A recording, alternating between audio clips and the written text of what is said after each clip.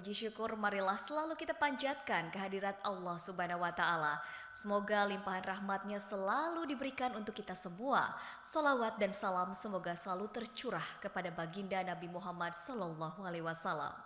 Keluarga jemaah haji dan masyarakat Indonesia tentunya serta rekan-rekan media yang dirahmati Allah, operasional penyelenggaraan ibadah haji telah dimulai sejak tanggal 12 Mei 2024. Bertepatan dengan pelepasan kloter pertama jemaah haji Indonesia dan hari ini pada Sabtu 18 Mei 2024 telah memasuki hari ke-6. Kuota tahun ini adalah yang terbesar dalam sejarah perhajian Indonesia. Jumlahnya mencapai 241.000 jemaah. Kuota tersebut terdiri dari 213.320 jemaah haji reguler dan 27.680 jemaah haji khusus. Jemaah haji reguler ini terbagi dalam 554 kloter yang akan diberangkatkan secara bertahap dalam 2 gelombang. Yaitu gelombang pertama, jemaah haji akan tinggal terlebih dahulu di Madinah selama sekitar 9 hari sebelum menjalani puncak haji di Mekah. Selanjutnya, gelombang kedua, jemaah haji akan langsung diberangkatkan ke Mekah untuk menjalani puncak haji lalu ke Madinah. Pemberangkatan gelombang pertama ini berlangsung dari 12 Mei sampai 23 Mei 2024. Pemberangkatan gelombang kedua berlangsung dari 24 Mei hingga 10 Juni 2024. Berdasarkan laporan petugas penyelenggara ibadah haji atau PPIH Arab Saudi, pada Jumat 17 Mei 2024 pukul 9 waktu Arab Saudi atau pada hari Sabtu 18 Mei 2024 pukul 1 waktu Indonesia Barat, jemaah haji yang sudah tiba melalui Bandar Amir Muhammad bin Abdul Aziz Amma Madinah berjumlah 41.189 orang yang terbagi dalam 107 kelompok terbang. Jumlah jemaah haji yang wafat di Madinah secara keseluruhan hingga hari ini yaitu sebanyak 4 orang. Hari ini, Sabtu 18 Mei 2024, terdapat 20 kelompok terbang dengan jumlah jemaah haji yaitu 7.773 orang akan diterbangkan ke Madinah dengan rincian sebagai berikut. Yang pertama, embarkasi Balikpapan BPN sebanyak 324 jemaah 1 kloter. Embarkasi Solo SOC sebanyak 1.440 jemaah 4 kloter. Yang ketiga, embarkasi Banjarmasin BDJ sebanyak 320 jemaah 1 kloter. Embarkasi Padang PDG sebanyak 393 jemaah 1 kloter. Embarkasi Surabaya SUB sebanyak 1.486 jemaah 4 kloter. Embarkasi Makassar UPG sebanyak 450 jemaah 1 kloter. Embarkasi Medan KNO sebanyak 360 jemaah 1 kloter. Embarkasi Batam atau BTH sebanyak 350 jemaah 1 kloter. Embarkasi Jakarta Bekasi JKS sebanyak 440 jemaah 1 kloter. Embarkasi Kertajati KJT sebanyak 440 jemaah 1 kloter. Embarkasi Jakarta Pondok Gede JKG sebanyak 1.320 jemaah atau 3 kloter. Dan selanjutnya embarkasi Palembang PLM sebanyak 450 jemaah 1 kloter.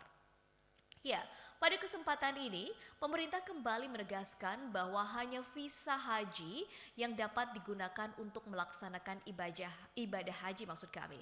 Hal ini diatur dalam Undang-Undang Nomor 8 Tahun 2019 tentang penyelenggaraan ibadah haji dan umroh atau PIHU. Visa umroh tidak bisa digunakan dalam penyelenggaraan ibadah haji.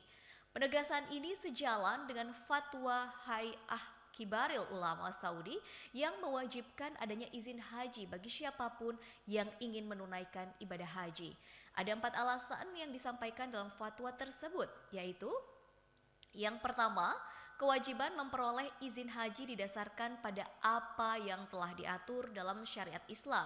Tujuannya mengatur jumlah jamaah sedemikian rupa sehingga orang bisa melakukan ibadah dengan damai dan juga aman.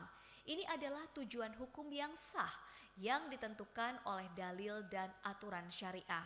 Kedua, kewajiban untuk mendapatkan izin haji sesuai dengan kepentingan yang disyaratkan syariat. Hal ini akan menjamin kualitas pelayanan yang diberikan kepada jemaah haji. Ketiga, kewajiban memperoleh izin haji merupakan bagian dari ketaatan kepada pemerintah. Siapapun yang mematuhinya akan diberi pahala, dan siapapun yang tidak menaatinya akan berdosa dan pantas menerima hukuman yang ditentukan penguasa. Dan keempat, haji tanpa izin tidak diperbolehkan, sebab kerugian yang diakibatkannya tidak terbatas pada jemaah, tetapi meluas pada jemaah lain. Kerugian yang dilakukan oleh pelanggar adalah dosa yang lebih besar daripada kerugian yang dilakukan oleh sendiri, yaitu pelakunya.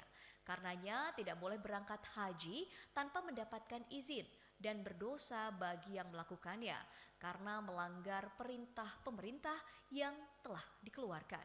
Pemerintah Saudi menetapkan sanksi berhaji tanpa visa dan tasreh resmi, yaitu denda sebesar 10.000 rial bagi setiap warga negara atau ekspatriat yang tertangkap tidak memiliki izin haji, deportasi ekspatriat yang melanggar peraturan berhaji, dan melarang mereka memasuki kerajaan Arab Saudi sesuai jangka waktu yang diatur undang-undang. Selanjutnya denda 2 kali lipat, yaitu 2 kali 10.000 rial jika terjadi pelanggaran yang berulang. Yang keempat, barang siapa mengkoordinir jemaah yang melanggar peraturan berhaji tanpa izin, diancam pidana penjara paling lama 6 bulan dan denda paling banyak 50.000 rial. Jemaah haji agar bersiap diri dengan menjaga kesehatan, memperhatikan asupan makanan dan juga gizi yang cukup dalam menjelang keberangkatan jemaah ke kota Mekah untuk umrah wajib. Prioritaskan ibadah wajib dan membatasi ibadah sunnah yang akan menguras ketahanan fisik. Pemerintah pun kembali mengingatkan bahwa jemaah haji bila ingin beribadah di Masjid Nabawi agar tetap memperhatikan hal-hal berikut ini, yaitu mencatat nama dan nomor hotel, memberitahu dan mencatat nomor kontak petugas penyelenggara ibadah haji atau PPIH di hotel, tetap mengenakan identitas pengenal, terutama gelang jemaah, jangan tukar-menukar gelang dengan jemaah lainnya, serta pergi dan juga pulang secara berkelompok. Jangan sungkan juga untuk meminta bantuan petugas selama di asrama haji, dalam penerbangan hingga di tanah suci. Petugas haji Indonesia siap siaga untuk membantu dan melayani jemaah haji. Akhir kata, mari kita semua berdoa agar penyelenggaraan ibadah haji tahun ini dapat berjalan dengan lancar dan seluruh jemaah haji Indonesia diberikan kekuatan serta kesehatan dalam menjalankan ibadah haji di tanah suci, lalu meraih kemakburan. Amin ya robbal alamin. Haji Indonesia, haji ramah lansia. Wassalamualaikum warahmatullahi wabarakatuh.